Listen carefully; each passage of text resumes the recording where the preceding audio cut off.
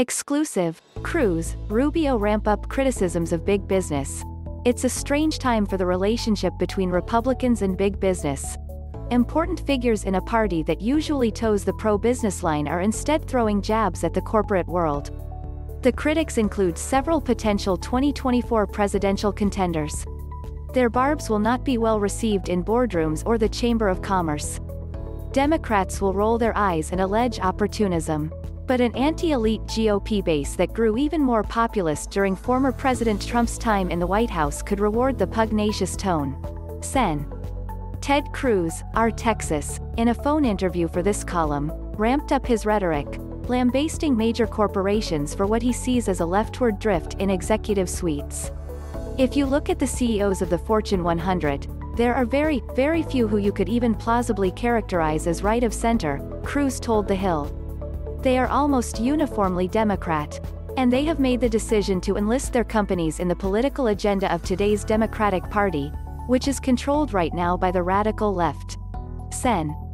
Marco Rubio, R. Florida, who, like Cruz, ran for the 2016 GOP presidential nomination, said in an email, "For the past several years, I have been making the case that far too many American companies were prioritizing short-term financial windfalls at the expense of America's families, communities and national security.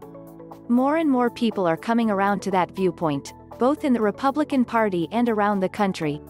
Rubio had previously argued, in an April 25 New York Post op-ed, that it was time for a rebuilding and rebalancing of the relationship between corporations and the national interest. The comments underline how Republicans, and conservatives generally, are grappling with unusual dynamics eddying back and forth between the white working-class element of their support and wealthy, corporate America.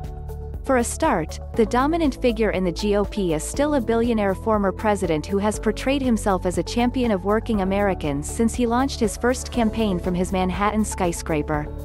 Meanwhile, much of the electorate is deeply distrustful of elites across the board.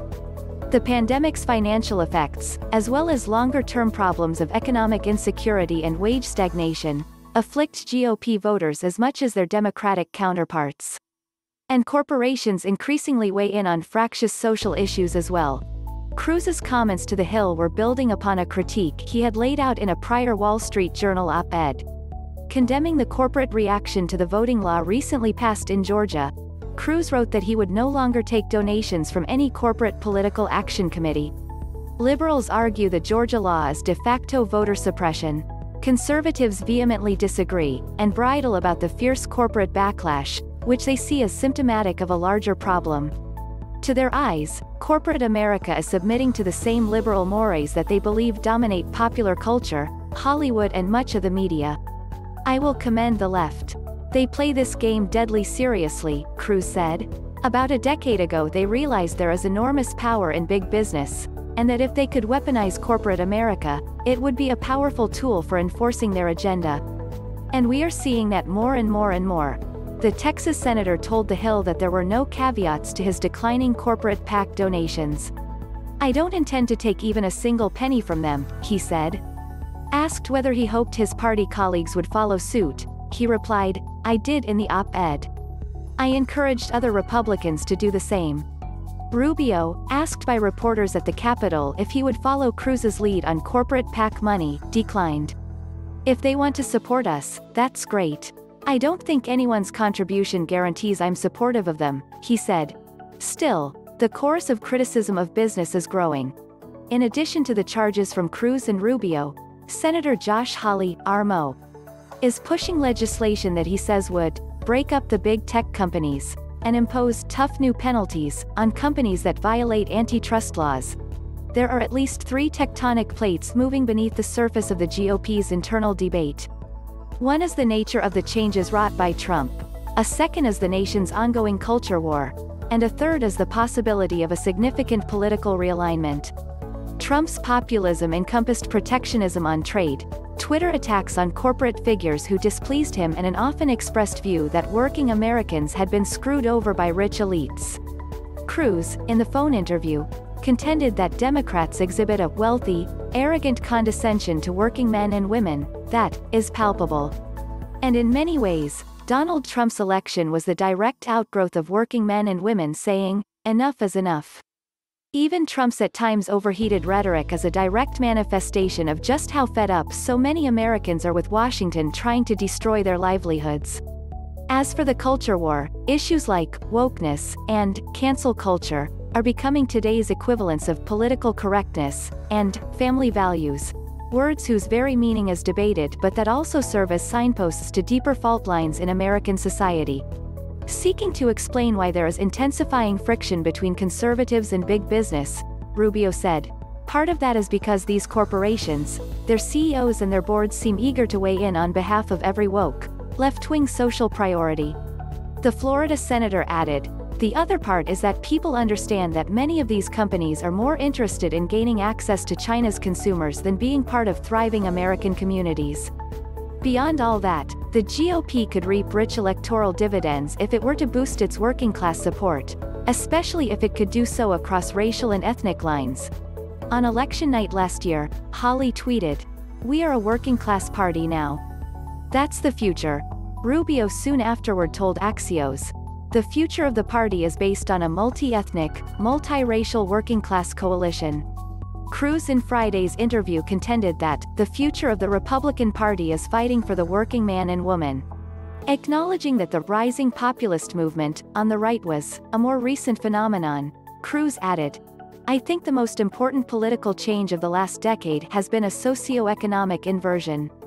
Historically, the caricature, at least, was that Republicans were the party of the rich and Democrats were the party of the poor. I believe that is precisely opposite to where we are today. Democrats today are the party of rich coastal elites and Republicans are the party of blue-collar workers. Democrats are scornful of such notions. They accuse Republicans of simply putting a populist sheen on corporatist policies, and opposing moves that would improve the lives of working Americans." When President Biden and the Democrats passed their COVID-19 relief bill in March, a measure that included $1,400 checks for millions of Americans, they got 0 Republican votes. Even the purported GOP populists such as Cruz, Rubio and Hawley supported Trump's 2017 tax cuts, which benefited corporations and the wealthy, though Rubio expressed misgivings about the legislation's drastic reduction of the corporate tax rate.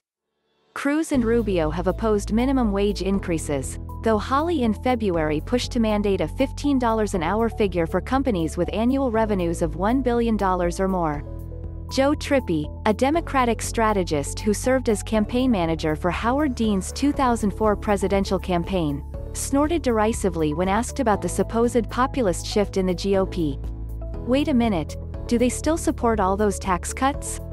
Trippi said, "They opposed the $1,400 checks for relief for people. They voted for big corporate tax cuts. And they don't like Biden raising taxes on people who earn over $1 million. Good luck with that."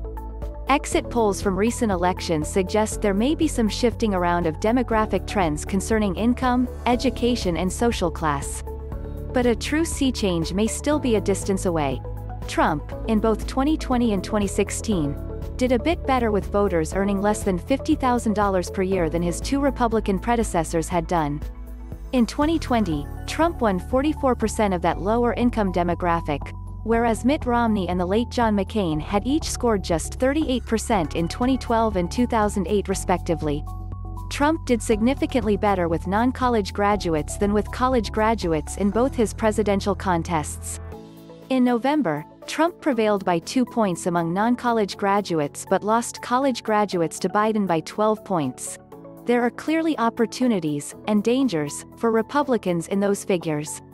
But Grant Reher, a professor of political science at Syracuse University, said the kind of epochal shift seen in the 1930s, when President Franklin Roosevelt enacted the New Deal, or in the 1960s, when President Lyndon Johnson pushed for the Great Society, were not apparent yet.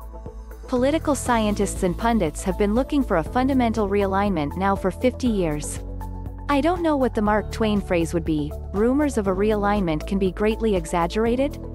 Reher said, despite the common narrative that Democrats had been abandoned by the working class, the data doesn't actually support that, Reher asserted. Trump is able to peel off some of those people by redirecting the anger and frustration they feel. But that is different from saying he has realigned the parties. You are looking at significant but marginal changes. The political stakes in all of this are huge. And Republicans may be trying to thread too fine a needle in their efforts to be both champions of free enterprise and critics of corporate overreach.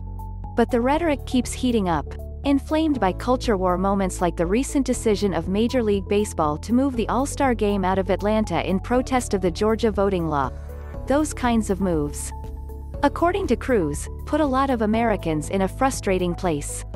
Look, I don't want to boycott baseball. I like watching the Astros. So I am just pissed off that giant companies that should be focused on providing goods or services are instead playing politics. Woke politics trumps doing their jobs, Cruz added. The memo is a reported column by Niall Stanage.